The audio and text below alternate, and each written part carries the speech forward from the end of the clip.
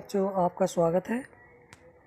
आज आप जानेंगे शारीरिक शिक्षा का हमारे दैनिक जीवन में किस प्रकार का और क्या महत्व है, ये आप जानेंगे आज। तो खेल एवं स्वास्थ्य का पहला पाठ है, पाठ 1 शारीरिक शिक्षा। तो आप इसे ध्यान समझ लेंगे। पहले, खेल एक जन्मजात प्रवृत्ति है, यानी कि जब बच्चा छोटा होता है तो शुरू से ही खेलना सीख जाता है। जैसे हंसना, किलकारी मारना, हाथ पाँव चलाना, रोने लगना, ये सब खेल क्रियाएं ही होती हैं। कुछ बड़े होने पर बच्चे दौड़ धूप कर लेते हैं। वे लुका छुपी, मिट्टी के घरौंदे, चोर सिपाही आदि का खेल खेलते दिखाई देते हैं। हाथ पाँव चलाना, दौड़ भाग, गिल्ली डंडा, कूद फांद के खेल शरीर एवं मस्तिष्क को स्वस्थ बनाते हैं। शरीर एवं मस्तिष्क को स्वस्थ एवं पुष्ट रखने के लिए शारीरिक शिक्षा की आवश्यकता पड़ती है। इस शिक्षा के द्वारा बच्चों के हाथ, पैर, कमर, कूल्हे आदि तो पुष्ट होते ही हैं, साथ ही उनकी शारीरिक एवं मानसिक क्षमता का भी विकास होता है। पढ़ने के साथ साथ खेलकूद और शारीरिक व्यायाम आदि जो क्रियाकलाप आप करते हैं, वे सभी शारीरिक क्रियाओं के अंतर्गत ही आते हैं। अब आप समझ लेंगे शारीरिक शिक्षा का क्या अर्थ है। शारीरिक शिक्षा का तात्पर्य उन प्रक्रियाओं से है जो मनुष्य के शारीरिक विकास तथा कार्यों के समुचित संपादन में सहायक होते हैं। पढ़ना और ज्ञान प्राप्त करना मानसिक कार्य के अंतर्गत आते हैं। तो आप ये समझ लेंगे, पढ़ना और ज्ञान प्राप्त करना, तो यह मानसिक कार्य होते हैं।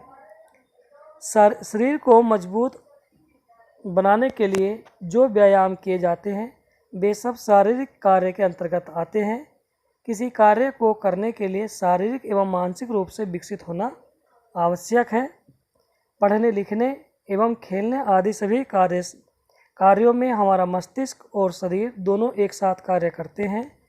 मस्तिष्क गेंद के अनुमान को निर्धारित करता है तथा हाथ अनुमान के अनुसार क्रियाशील होते हैं। जैसे क्रिकेट में गेंद को पकड़ने, कैच के लिए मस्तिष्क और शरीर दोनों का प्रयोग करते हैं। आगे देखिए आप, शारीरिक शिक्षा की आवश्यकता। शारीरिक शिक्षा शरीर को स्वस्थ एवं मजबूत बनाने के साथ साथ बालक के मानसिक, सामाजिक तथा नैतिक मूल्यों के विकास के लिए आवश्यक है। इसके अंतर्गत निम्नवत प्रयास किए जाते हैं। नंबर 1 है शारीरिक अंगों के सुधार हेतु। इन क्रियाओं का मतलब शारीरिक क्रियाओं द्वारा हमारे शारीरिक अंगों की कमजोरियों तथा दोषों को दूर किया जाता है, जैसे योग, प्राणायाम, व्यायाम तथा पीटी आदि। नंबर 2 है खेलकूद तथा तैराकी। इसमें खेलकूद cricket, table tennis, hockey, football, basketball, तैराकी तथा नाव चलाना आदि क्रियाएं आती हैं। ये सब शारीरिक क्रियाएं हैं। इसके आगे देखेंगे आप, नंबर 3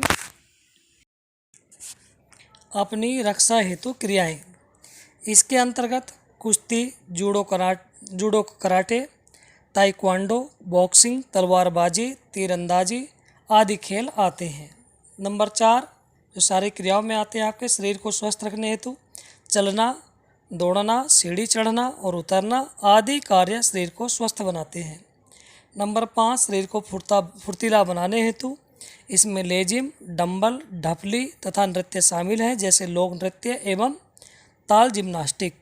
नंबर 6 मनोरंजन हेतु इसमें कैंप लगाना, पिरामिड बनाना, पैदल चलकर सैर करना, मछली पकड़ना आदि आते हैं।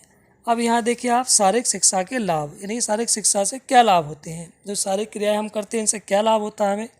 तो नंबर 1 देखेंगे आप, शारीरिक शिक्षा शरीर एवं मस्तिष्क को स्वस्थ एवं मजबूत बनाने में सहयोग देती है।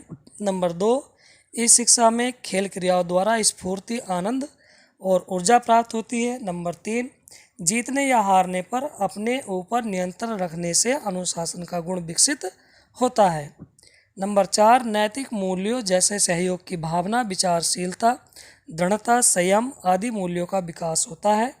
नंबर 5 समय का सदुपयोग करने की प्रेरणा भी शारीरिक शिक्षा द्वारा मिलती है, जैसे खाली समय में भावगीत द्वारा मनोरंजन करना, गोला बनाकर खेलना, कबड्डी एवं खो खो खेलना।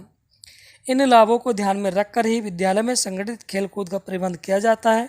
सदन तथा टीमों का निर्माण, बाल सभा, कुमारी सभा, लय तथा नृत्य के लिए स्थानों का प्रबंध किया जाता है। ये सारी व्यवस्थाएं हम सभी के शारीरिक एवं मानसिक स्वास्थ्य के लिए ही की जाती है। अब आगे आप इसके प्रश्न उत्तर देख लेंगे आप।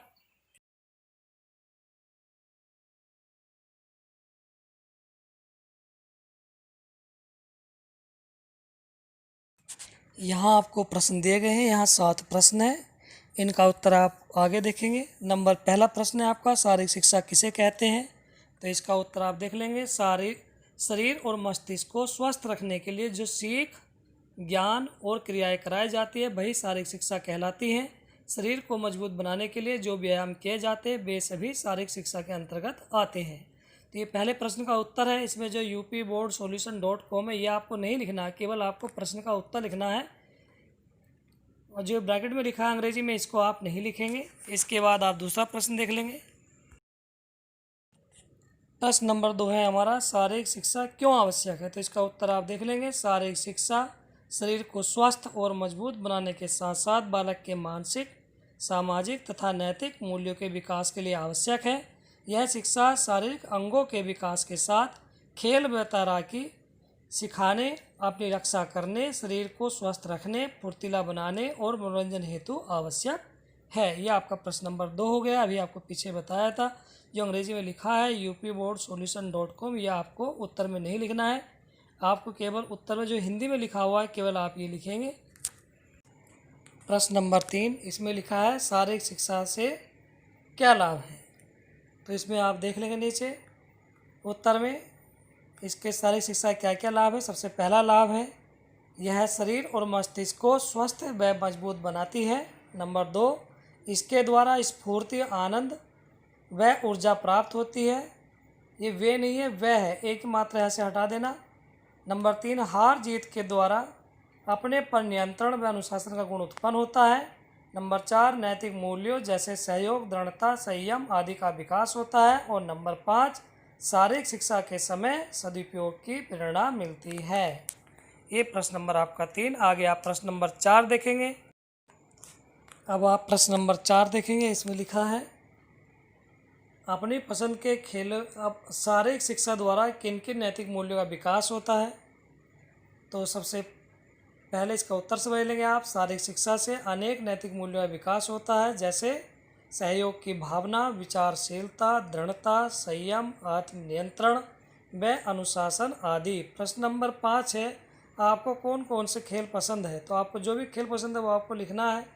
जैसे हमें cricket, table tennis, hockey, football तथा बास्केटबॉल पसंद है, तो आप कबड्डी भी लिख सकते हैं इसमें। जो भी खेल आपको पसंद है, लूडो, कैरम बोर्ड, वो आप लिख सकते हैं इसमें। इसके बाद प्रश्न नंबर 6 और 7 देख लेंगे। प्रश्न नंबर 6 देखिए आप, इसमें लिखा, अपनी पसंद के खेलों में आप कौन कौन से खेल खेलते हैं? तो इसमें आप उत्तर लिख देंगे।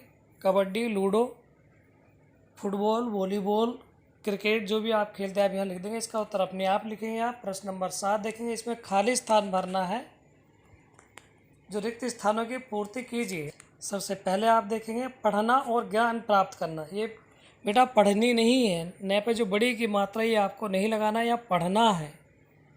पढ़ना और ज्ञान प्राप्त करना मानसिक कार्य के अंतर्गत आते हैं, तो यह मानसिक खाली स्थान में भरा जाएगा। दूसरा है, शारीरिक क्रियाओं द्वारा शारीरिक और मानसिक विकास भी होता है, तो जो दूसरा खाली स्थान इसमें शारीरिक और मानसिक लिखेंगे।